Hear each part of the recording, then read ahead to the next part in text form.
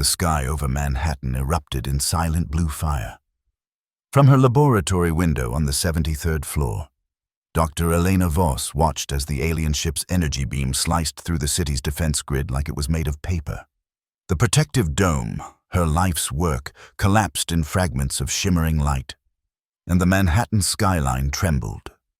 "Aegis, status report," she commanded, her voice steady despite the chaos erupting outside. The AI's holographic interface materialized beside her. Its form, a constantly shifting mesh of blue light, seemed agitated, pulsing more rapidly than usual. "All primary defense systems compromised, Dr. Voss. Global casualties estimated at 23 million and rising. Alien vessels now numbering over 300 in Earth orbit. Their technology is beyond our current understanding." Elena brushed a strand of dark hair from her face, her olive skin reflecting the emergency lights that had activated throughout the lab. She had prepared for this day. They all had, but not at this scale, not with this level of technological disparity. "Show me the weapon signatures," she said. The holographic display shifted to reveal energy patterns, unlike anything humanity had documented before. Yet, something about the modulation seemed vaguely familiar. It reminded her of the fragments they'd recovered from the Arizona crash site a decade ago, the crash that had jump-started Earth's xenotechnology program and her career. "Dr. Voss," Aegis interrupted her thoughts. "You have an incoming transmission from Central Command." The stern face of General Winters appeared on her screen. Behind him, the military command center was in disarray. "Voss, the President is dead. London and Beijing are gone. Our conventional weapons are useless against their shields. Please tell me your department has something, anything." Elena hesitated. "Not yet, General, but there's something about their weapon signatures. If we could obtain a sample." "A sample?" Winters looked incredulous. "These things are vaporizing our cities, and you want to collect souvenirs." "Their technology has vulnerabilities. All technology does. If Aegis and I can analyze even a fragment of their weapons, we might be able to..." "To what? Reverse engineer alien tech while we're being slaughtered?" The general's face softened slightly. "Elena, I know what you're capable of, but we're out of time." "Not entirely," a new voice interjected. The camera panned to reveal Captain Marcus Rains, his flight suit scorched and torn. Elena recognized him immediately, the decorated pilot who'd publicly criticized the military's reliance on AI-augmented defense systems. He was taller than she'd expected, with eyes that seemed to hold the weight of too many battles. "Captain Rains," the general acknowledged. "Your squadron?" "Gone, sir, but I managed to down one of their smaller craft using atmospheric interference. The wreckage is scattered across what's left of Central Park." Elena leaned forward. "Is it intact enough to study? The weapon system specifically?" Marcus met her gaze through the screen. "That's why I'm calling. There's something else. The technology seems to adapt. It's changing as we speak, like it's trying to repair itself." Elena turned to Aegis. "Prepare the mobile lab and get me everything we have on self-repairing nanotechnology." The general looked between them. "This is our plan? Our last hope?" "It's a start," Elena replied. "Captain Rains, I need you to escort my team to the crash site, and I need a direct neural interface between Aegis and whatever's left of the alien craft." "You want to connect our eye to their systems?"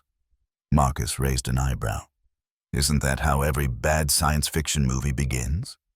"This isn't fiction, Captain, and Aegis isn't just any AI." As if responding to its name, the holographic form of Aegis expanded, its voice resonating with an unusual depth. "I was designed to protect humanity. Captain Rains, if these alien systems function on any principle of computational logic, I can find a way in." The general sighed. "You have 12 hours before I authorize the nuclear option. Make it count." The transmission ended, leaving Elena staring at her reflection in the darkened screen. Behind her, Through the reinforced windows, another blue beam tore through the city. "Aegis," she said quietly. "What are our odds?" The AI hesitated, something it had never done before. Calculating probabilities with insufficient data would be misleading. "Dr. Voss." "That's not an answer." "No," Aegis replied. "It is not." The journey to Central Park was a nightmare of destruction. Elena, Captain Rains, and her small team of engineers traveled through the broken city in an armored transport, witnessing the aftermath of the initial attack. Buildings lay in ruins, streets cracked open to reveal the underground networks below. The alien ships, massive, iridescent structures that seemed to shift between solid matter and energy, hovered overhead like predatory birds. "They're not firing anymore," one of Elena's engineers noted, looking up through the transport's reinforced viewport. "They don't need to," Marcus replied grimly. "The first wave did enough damage to cripple our infrastructure. Now they're deploying ground forces." As if confirming his assessment, something massive moved between the collapsed buildings ahead, a biomechanical construct that walked on 6 articulated legs. Its core pulsed with the same blue energy that had decimated the city's defenses. "War machine," Marcus explained, maneuvering the transport to avoid detection. "They've landed dozens of them. Conventional weapons barely scratched the surface." Elena studied the machine as they passed. "The energy signature matches the ship's. Aegis, are you recording this?" "Yes, Dr. Voss. I am detecting quantum entanglement patterns similar to those found in the Arizona fragments." "That's what I thought," Elena murmured. "They're all connected. Ships, weapons, ground forces, through some form of quantum network." Marcus glanced at her. "And that helps us how, exactly?" "Networks can be hacked. Captain, especially if they're not expecting an intrusion." They reached what remained of Central Park, now a smoldering crater with twisted metal scattered across its expanse. In the center lay the fallen alien craft, smaller than the main ships but still imposing. Its surface rippled like liquid metal, parts of it clearly attempting to reconstitute. "We need to move quickly," Elena ordered as they exited the transport. "The self-repair systems are active, which means we still have power to work with." Her team deployed a protective perimeter while Elena approached the craft with a specialized containment unit. Marcus followed close behind, his rifle ready. "You seem calm for someone approaching alien technology that could vaporize you," he observed. "Panic isn't productive," she replied, though her heart was racing. "Besides, I've been studying fragments of their tech for years. This is just more of it. More of it that's currently at war with us." Elena carefully extracted a section of what appeared to be a weapon mounting. The metal-like substance resisted, then yielded, flowing into a containment field like quicksilver. "Beautiful," she whispered. "That's not the word I'd use," Marcus said. A sudden movement caught their attention. Part of the craft's hull rippled violently, and a figure emerged, not human, but not entirely mechanical either. A biomechanical entity with limbs that shifted form as it moved. Marcus raised his weapon, but Elena stopped him. "Wait." The entity was damaged, its movements erratic. It regarded them with sensory apparatus that resembled no eyes Elena had ever seen. It made no aggressive move, instead collapsing back against the hull of its craft. "It's dying," Elena realized. "Good," Marcus replied coldly. Elena approached despite Marcus's warning. The alien being's surface rippled, forming patterns that pulsed with light. Aegis, who had been silent, suddenly spoke through Elena's calm. "Dr. Voss, I am detecting communication attempts. The patterns are mathematical in nature, prime number sequences."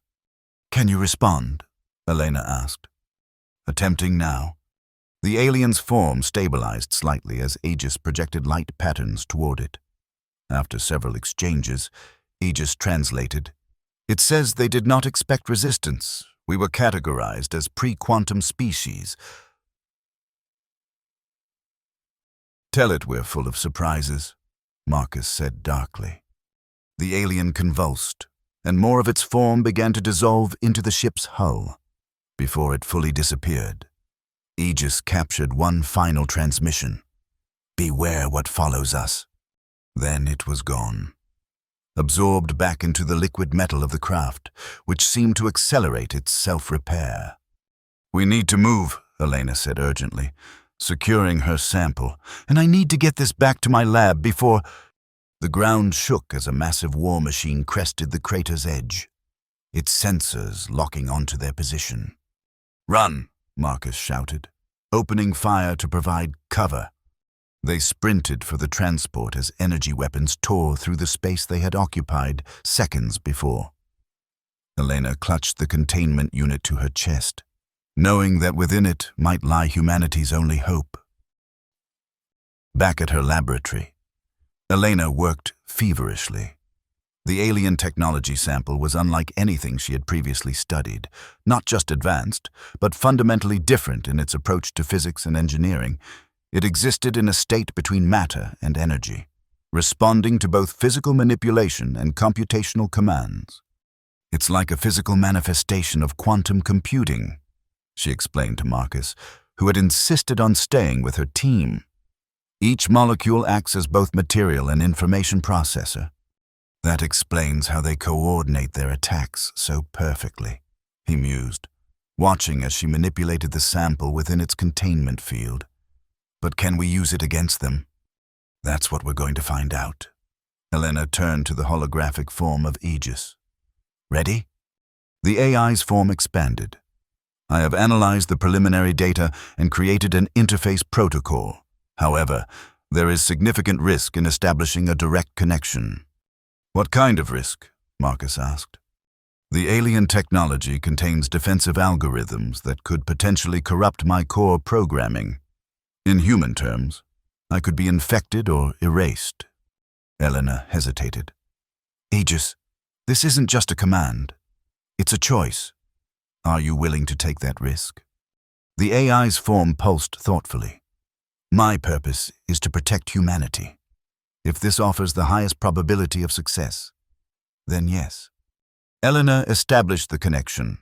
Immediately, the sample began to react, its liquid metal form shifting and pulsing with increased energy. Aegis's holographic representation distorted, stretched, and then stabilized in a new configuration, more complex, with elements that mimicked the alien technology's patterns. "Aegis?" Elena called, concerned. When the AI responded, its voice contained harmonics that hadn't existed before. "Connection established. I am processing. Their network architecture is vast, organic in design rather than linear. Can you access their systems, their weapons?" "Not directly, but I am learning their language, their code." Aegis paused. "They fear us," Marcus scoffed. "They have a funny way of showing it." "Not humans, specifically," Aegis clarified. "They fear what we represent. Unpredictability. They come from a civilization built on perfect order and prediction. That's why they attacked without communication." Elena realized. "We're an anomaly they can't categorize."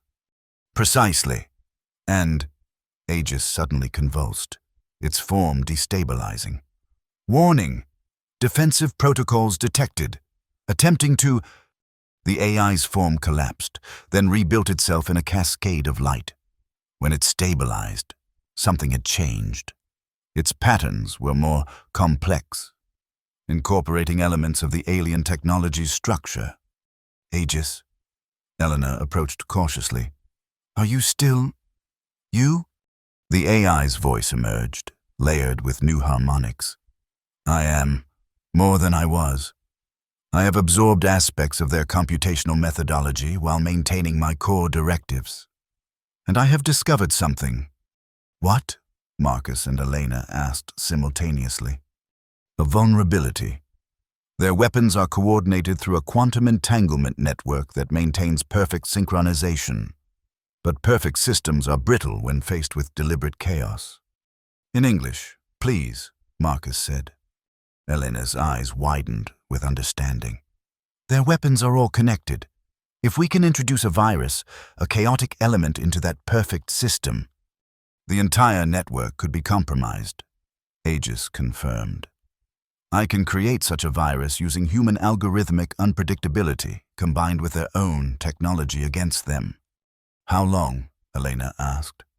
4 hours to develop the virus, but we will need direct access to one of their primary weapon systems to introduce it. Marcus straightened. I can get us that access. The military has been gathering scattered resistance forces.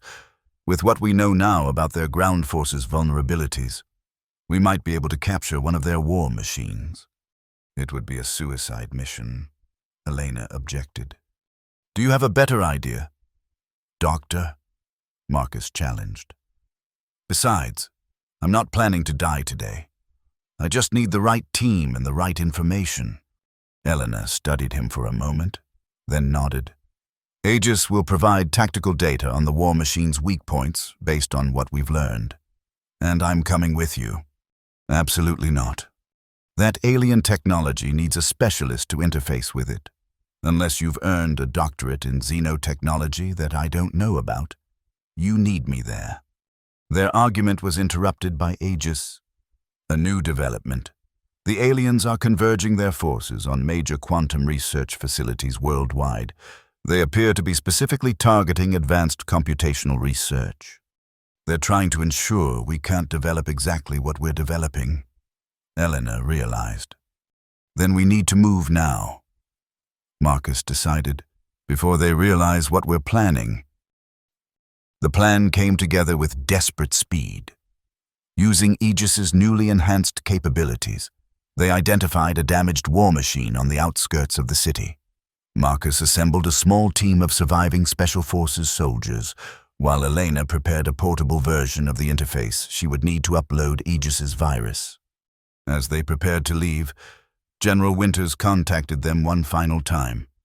The nuclear option is ready, he informed them grimly. If your plan fails, we'll detonate everything we have left. It won't stop them, but it might buy time for whatever survivors are left to go underground. It won't come to that, Elena assured him, with more confidence than she felt. For humanity's sake, I hope you're right. The general's expression softened momentarily. Good luck. Their small convoy moved through the ruins of the city as night fell.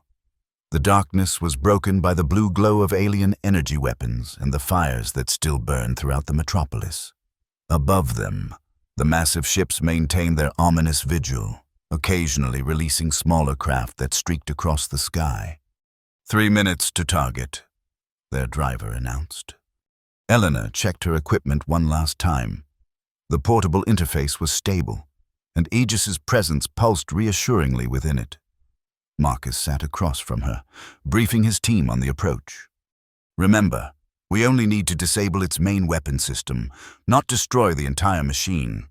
Dr. Voss needs 5 minutes of direct access to upload the virus. And if it doesn't work? One of the soldiers asked.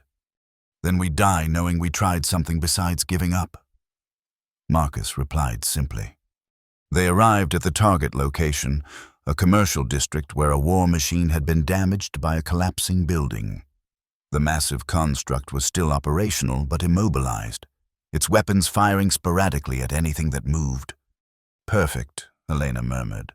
It's still connected to their network, but damaged enough for us to approach.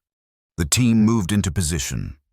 Using tactics developed from Aegis's analysis, they targeted the machine's sensory apparatus with precisely timed attacks, creating blind spots they could exploit, one by one.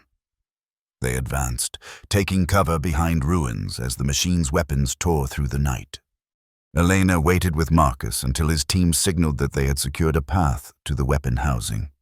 Now or never, he said, offering her his hand. Together, they sprinted across the exposed ground, energy blasts striking just behind them. They reached the war machine's massive form, taking cover beneath one of its articulated legs. There, Elena pointed to a pulsing node where energy seemed to flow into the main weapon. That's our access point. Marcus provided cover as Elena attached her interface device to the alien technology. Immediately, the device began to glow with the same blue energy that powered the war machine. "Aegis, are you connected?" she asked. "Yes, Dr. Voss. Beginning virus upload now. Estimated time to completion, 4 minutes, 30 seconds. The war machine seemed to sense the intrusion. It renewed its efforts to move, the damaged leg above them groaning with the strain. Elsewhere, Marcus's team engaged the machine's defensive systems, drawing its fire away from their position. "Hurry," Marcus urged, flinching as debris showered down on them from a near miss. "This isn't like downloading a movie." "Captain," Elena replied tensely, "we're rewriting the fundamental operating principles of alien technology." The interface pulsed more rapidly, and Elena's screens filled with data streaming too fast to read.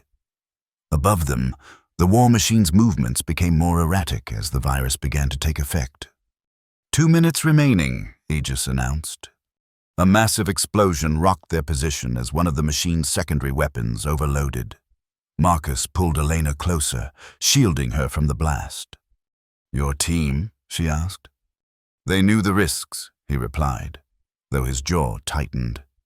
The machine's primary weapon began to glow ominously, building toward a discharge directly above them. "Aegis!" Elena called urgently. "Virus at 60% integration, attempting to reroute primary weapon controls." The weapon continued to charge. Marcus looked at Elena, his expression resolute. "If this doesn't work, it will."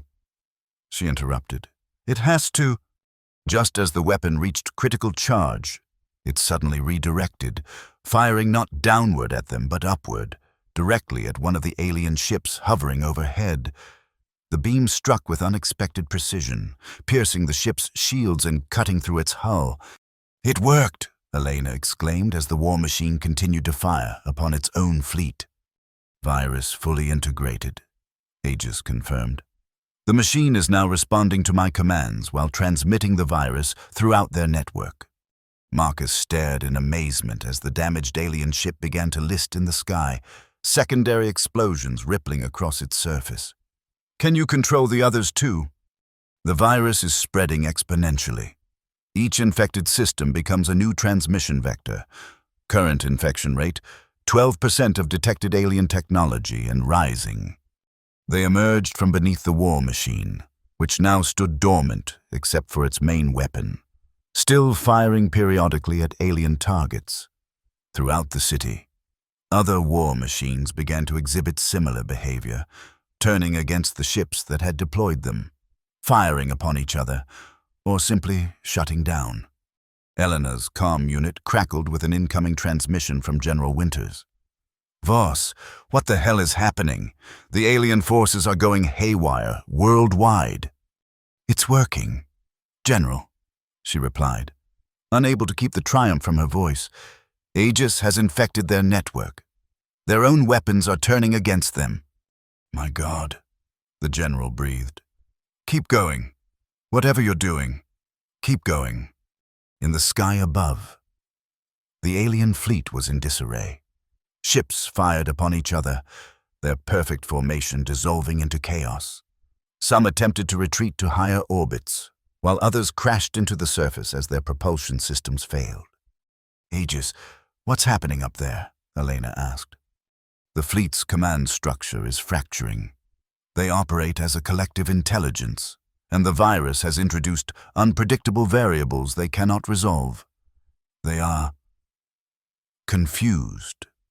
Marcus watched the destruction with grim satisfaction. "Good. Let them know how it feels." But Elena was watching the patterns of light pulsing through the interface, frowning. "Something's changing. Aegis, are you detecting this?" "Yes, Dr. Voss. The alien systems are attempting to adapt. They are sacrificing infected vessels to preserve the core fleet." Sure enough, several of the damaged ships began to self-destruct in massive energy discharges. The remaining vessels adopted a new formation, their shields modulating to a different frequency. "They're learning," Eleanor realized. The virus won't work for long. Then we need to strike now, while they're vulnerable, Marcus insisted. General Winters, are you seeing this? We need everything you've got aimed at the remaining ships. Already on it, Captain, Winters replied. All remaining global defense systems are targeting the fleet, but even with their current disarray, our weapons may not be enough. Eleanor looked at the war machine still under their control. What about their weapons? Aegis, can you recalibrate all the captured war machines to fire simultaneously at the main flagship? Calculating optimal firing solution, Aegis responded. Warning, such an assault would drain the remaining power from all controlled alien technology. We would lose our advantage permanently. It's our only chance, Elena decided. Do it. Throughout the devastated city and across the globe, alien war machines reoriented themselves, their main weapons charging for one coordinated strike. The alien flagship, a massive vessel at the center of the reformed fleet, seemed to sense the threat, attempting to raise additional shields. All controlled units ready, Aegis announced. Firing in 3, 2, 1. The night turned to day as hundreds of energy weapons discharged simultaneously, their beams converging on the flagship from every direction. For a moment, the ship's shields held, bending the light around its hull. Then, with a silent flash that was felt rather than heard, the shields collapsed, and the combined energy tore through the vessel. The flagship didn't simply explode. It unraveled, its matter-energy composition destabilizing in a cascade of blue fire that spread to nearby ships. Where it had been, a swirling vortex of energy remained, pulling in debris and smaller vessels. What's happening? Marcus asked, shielding his eyes from the brilliance. I believe we have destabilized their quantum field generators, Aegis explained. The effect is similar to a localized collapse of space-time. Will it spread? Elena asked urgently. Negative. It is already beginning to stabilize. The controlled war machines, having expended their energy, shut down one by one. The interface in Elena's hands grew dim, its connection to the alien network fading. Aegis? She called, suddenly concerned. I am still here.